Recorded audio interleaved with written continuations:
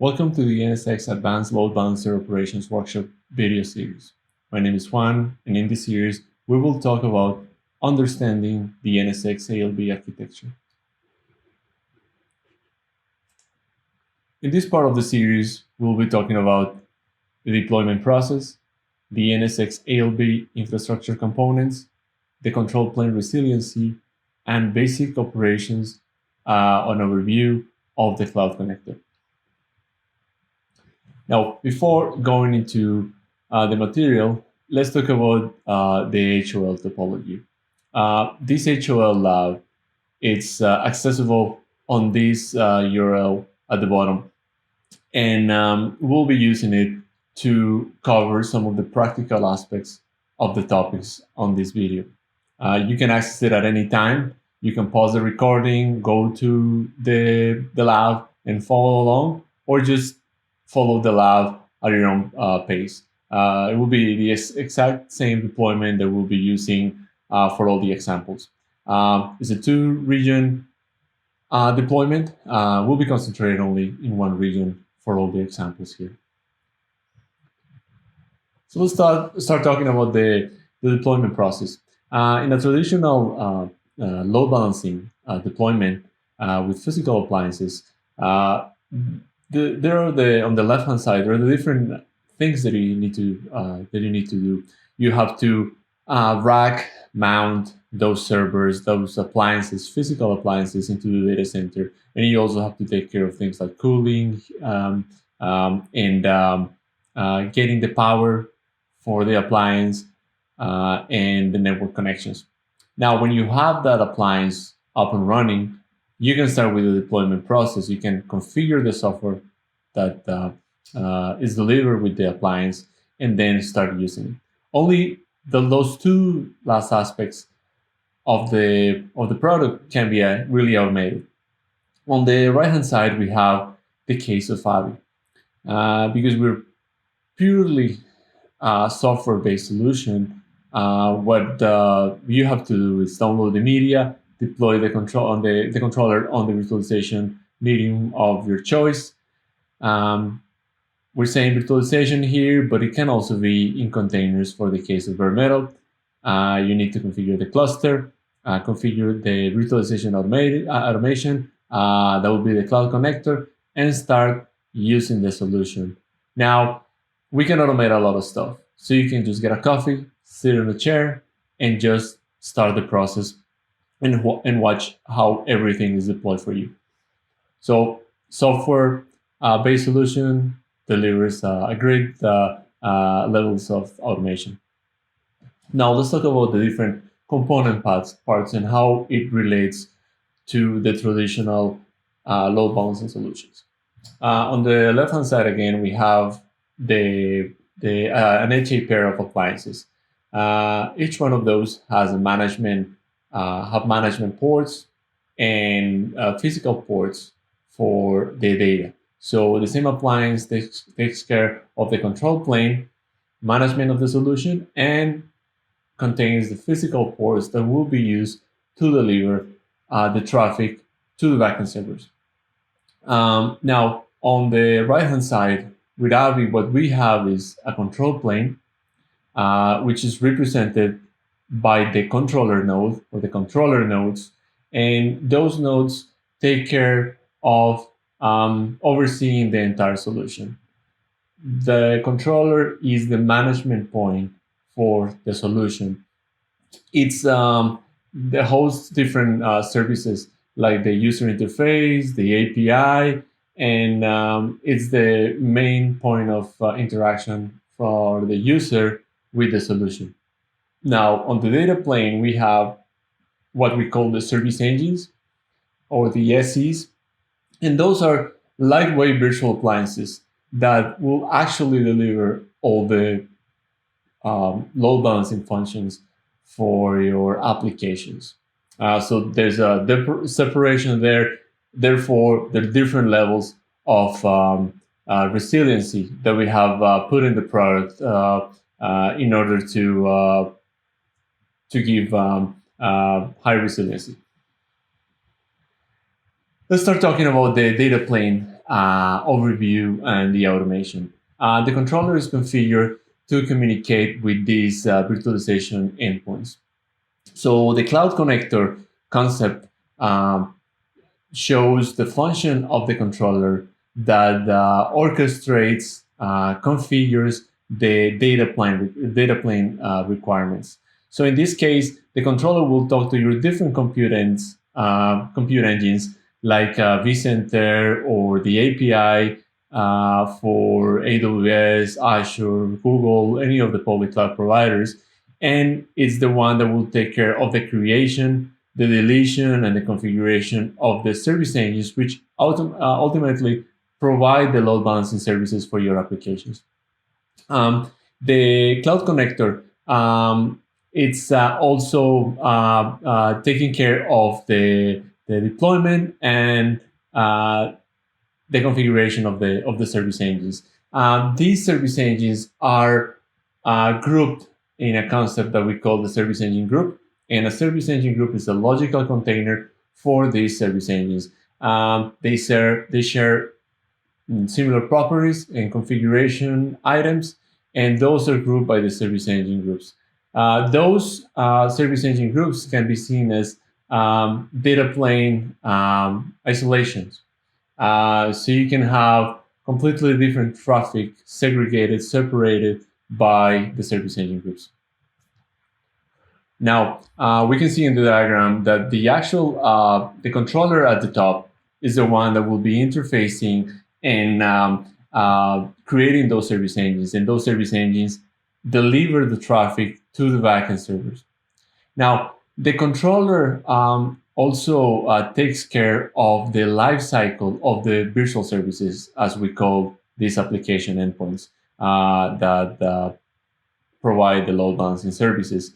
Those virtual services, the decision for where to put them, where to create them, it's a function of the controller. Now let's talk about the controller. How do we start with the solution? The controller is delivered as a software, and depending on your infrastructure of choice, then you're going to have different formats. Listing OVAs. In the case of vCenter, we have AMI for AWS, and we have BHD for Azure. And they can be different tools depending on your environment that you can use. You can use the vSphere client, heat templates, daemon sets, etc. The thing is that we can take those existing tools and just leverage them in order to deploy. We can also integrate with different configuration management tools or infrastructure management tools in order to deploy the controller in an automated fashion. Just like any other appliance, they can be deployed on different levels of resiliency. The controller can be deployed as a single node, but this is only recommended for POC environments. For any production environment, we, however, recommend deploying a 3-node cluster. And the reason for that, there's different critical functions for the solution that live and are hosted on the controller. Therefore, we need to provide some sort of redundancy in the case of a failure on any of the nodes. There are a couple of important notes here. When we talk about the controller, sizing matters. You can check our knowledge base for specific details on the requirements, but depending on the number of virtual services that you'll be hosting and creating on the controller, there are some minimum recommendations for the controller. Now, in terms of licensing, we don't really care if you deploy 1 or 3 nodes. However, the controllers use resources and they cost. Therefore, in the case of public cloud, for instance, it's important to take that into consideration. Now, let's start talking about the clustering that is embedded on the solution. So here we have a primary leader that is inviting 2 other nodes. When the controller boots up, when the controller is deployed for the first time, the controller doesn't know any other controller, so the controller becomes a leader. Now, when one of those controller nodes invite other nodes to create a cluster, those become followers. Whoever node initiates the process, then will become the leader, and the other controllers that join will become followers. Um, Now, this ensures complete system redundancy. The controller has a database with all the objects in the system. That database is replicated to the other nodes. One important point here, it is recommended, is strongly suggested that all these controllers live in the same infrastructure. We want to limit the latency between them. Therefore, they should be deployed in the same infrastructure. They exchange data constantly and replicate databases, so this is critical. Um, the controller needs to create a cluster of controllers. You need to start with 3 nodes. That three node cluster will always have a leader, and there will be followers. Important to note here that these followers are not just idle, getting updates about the objects created on the system. These followers participate in the indexing and processing of all the logs and metrics sent by the service engines. So they're processing the data, and their resources are being utilized in order to provide the analytics of the software. There's a concept of the cluster IP, and that cluster IP is a virtual IP that it's assigned to the cluster leader as a secondary IP in the management interface. The idea is that when there's a role change, that virtual IP moves with the role and gets assigned to the new leader.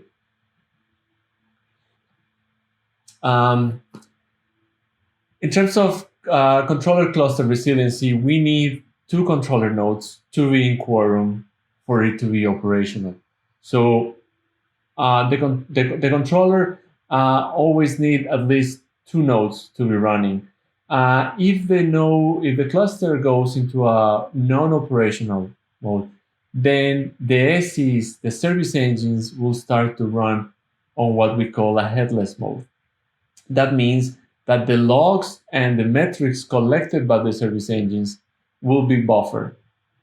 Now, these service engines do not have or are not configured by default with a lot of storage.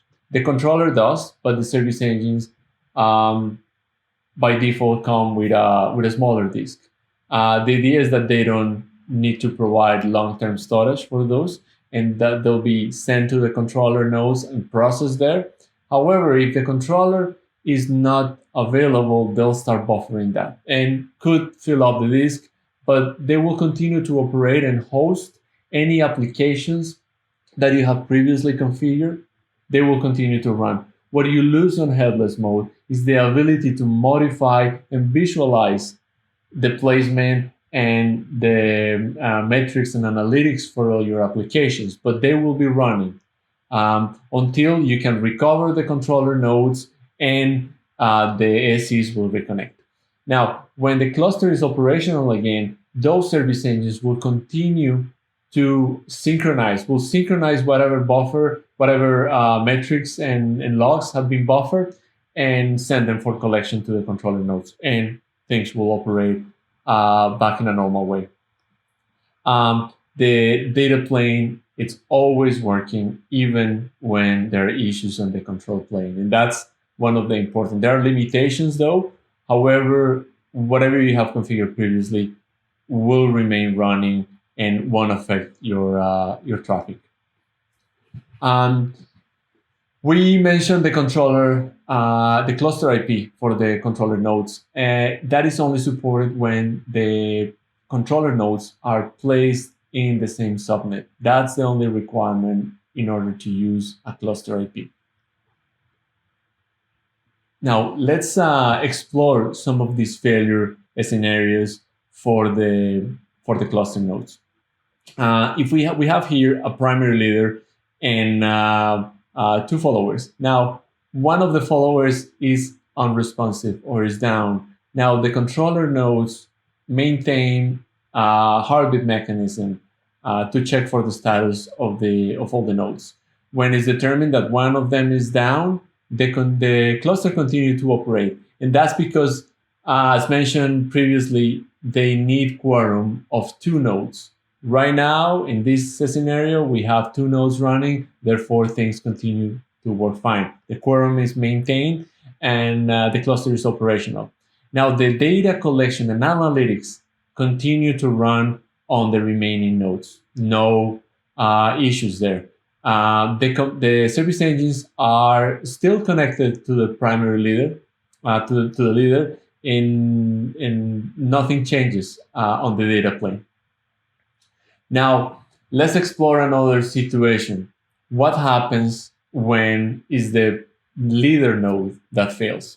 So when the leader fails, no heartbeats going to it, and the two followers detect this failure and they initiate an election process. So they will find quorum, there are two remaining nodes, and a new leader takes place. Now, there's a caveat here because the leader is changing, right?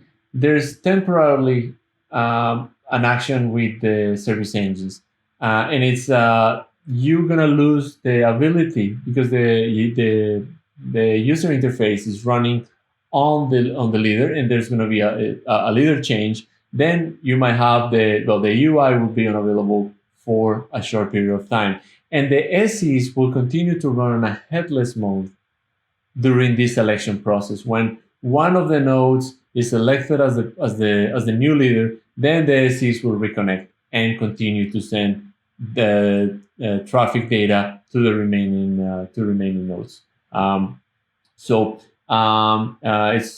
SEs are interrupted for a short period of time. The analytics will continue on those. Now, let's talk about the worst case scenario here.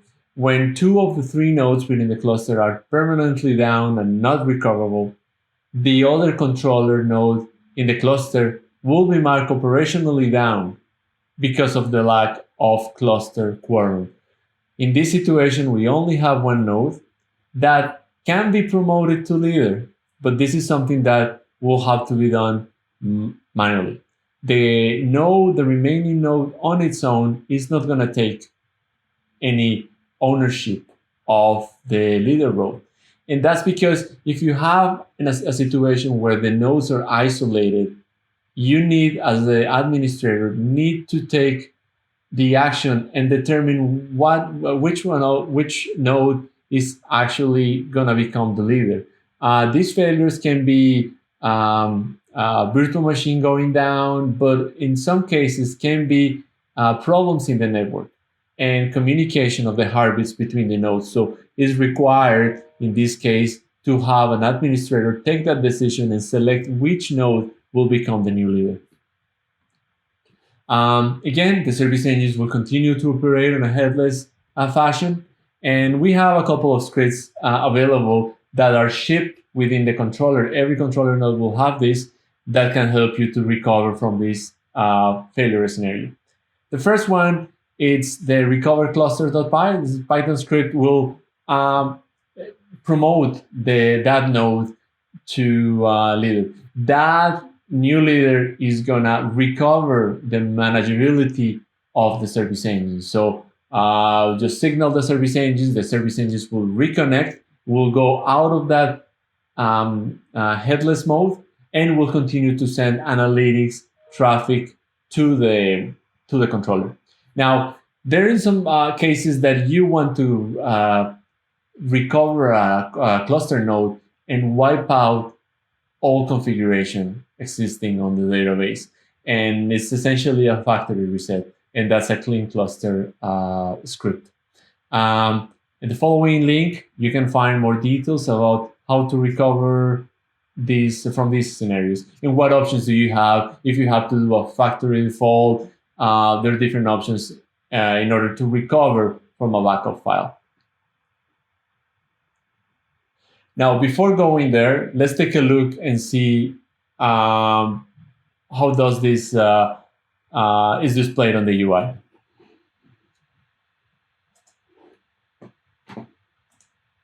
All right, so we have an RTP session here to the environment, and you're gonna get a screen exactly like this. If I launch the browser, I have region A and region B, and I have all the different components for this environment. I have vCenter, and I have the controller. So let's go to the controller and take a look.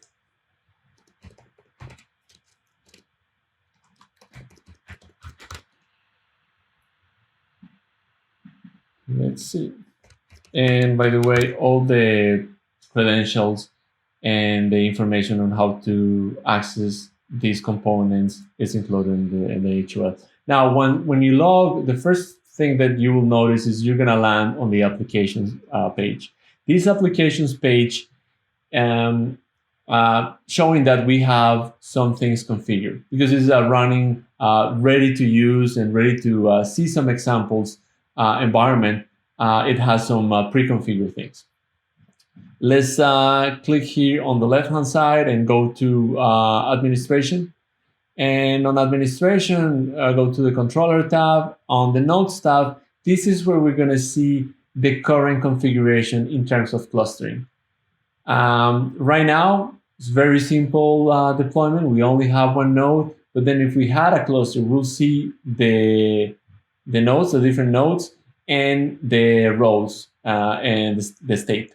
Now, when you have a 3-node cluster, you can access the UI on any of them.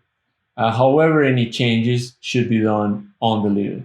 Now, if you were to invite other controller nodes and create a cluster here, what we'll have to do is click on the edit and then assign the different values. So, what the 2 nodes, we need a password, obviously, and we also have the option to use a controller cluster IP.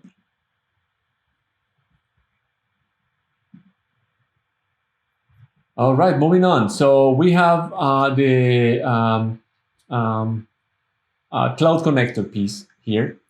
Let's take a look at what the cloud connector is. And Avi Vantage may be deployed in multiple environments for the same system. And we call that system a cloud.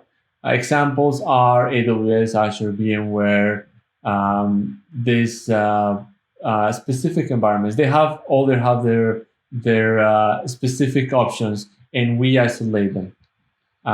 These applications, these ecosystems represent a cloud, and it's its own environment. So all the networking of the service engine settings is maintained separately within the cloud. Therefore, you cannot migrate virtual service applications from cloud to cloud because they are specific properties to them that only make sense in one of the environments. So they're isolated from each other. During the initial configuration of the Avi controller, a cloud connector is created for any environment that you might choose. Now, this default object just can represent any type of environment. However, you can just select it as a no access cloud or whatever you prefer, and you can create more clouds. Each instance of an ecosystem is a cloud object, and the cloud object has always a type and a specific properties, as we mentioned. Client IP, address allocation, that can change. We'll see that in a moment. The default cloud, again, it's always present there. And as a best practice, you can just label this a no access and maybe create a new cloud to make it more meaningful. The name, default cloud name, cannot be changed. That's why it's a good idea to create a new one and have that cloud name representing, giving some meaningful information. The three node cluster, the controllers, they need to be deployed on the same cloud. And that's, again, going back to the latency and the best practice of keeping those controller nodes close. Therefore, low latency, they send periodic updates, the heartbeat mechanisms, the synchronization of the databases. That's always best when they are collocated. We support, however, hybrid environments. We can have a single cluster managing environments on premise and in public cloud, for instance. There's nothing stopping you from doing that, and technically it's possible. However, just take into consideration that if the controller is managing multiple environments, you're better off by having low latency also between the controller and the service engine. Remember that the configuration takes place from the controller nodes, and the controller pushes that information to the service engines. In some cases, if there's good bandwidth and low latency between the environments, for instance, if you're running your environment, your controller nodes on-prem because of costs, so you're running on your data center and it's running on vCenter, you can have another cloud on AWS, but make sure that you have uh, proper connectivity if you want to go that way.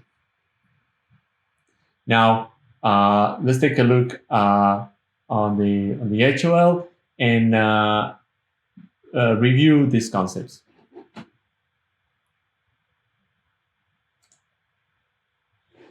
All right, so going back to the controller screen, we're going to go to infrastructure. In the infrastructure section, we click on the clouds. And on the clouds, we have, as we mentioned, the default cloud. We cannot delete, we cannot get rid of this. In this case, it has been deployed with a type of vCenter. So this is a simple environment. So it was created with only one cloud, and that's the default cloud talking to vCenter. Now, if I edit this object, I'm going to get options for the different specific values that I need to configure for vCenter. I have to provide a username, a vCenter address, a password, and the type of access. I mentioned at the beginning that you could deploy vCenter also on read mode, but there are limitations. So we're giving it write mode because it's the mode that will allow us to automatically spin service engines on demand as needed on this environment. Now we have specific things and general things that are common in all these clouds. So we have an IPAM profile and a DNS profile. And also we have information about the data center. So we need to select the data center. After we have provisioned the credentials or given credentials to the controller to talk to vCenter, now we can pull data and select. In this case, we only have one data center. But we can also select things like what is the management network that we want for the service engines. When a new service engine gets created, it will be placed on this management network. In the case of vCenter, it's a port group. It's for this specific case, it's a standard port group in vCenter. Now, if we were to compare these to different clouds, we'll take a look here and try to create an AWS one. Amazon Web Services, we just give it a name. And click next. So the first thing that you notice is this is specific to AWS. What region we want to create those service engines at. And again, this is on vCenter. These controllers are on vCenter. But if you have connectivity from the controller to AWS, you could create that cloud here. Then how are we going to access the platform? We have to provide user access secret key, and also we have different options. We have for DNS, we have Amazon Route 53, That's an option that we don't have on vCenter. And for the IPAM piece, that's inherited from the architecture, from the environment in AWS. So we don't have to specify that. So there are different specifics for every cloud that we configure. And going back here, if you want to review any of the concepts, again, this is the HOL and how to access it and give it a try on your own.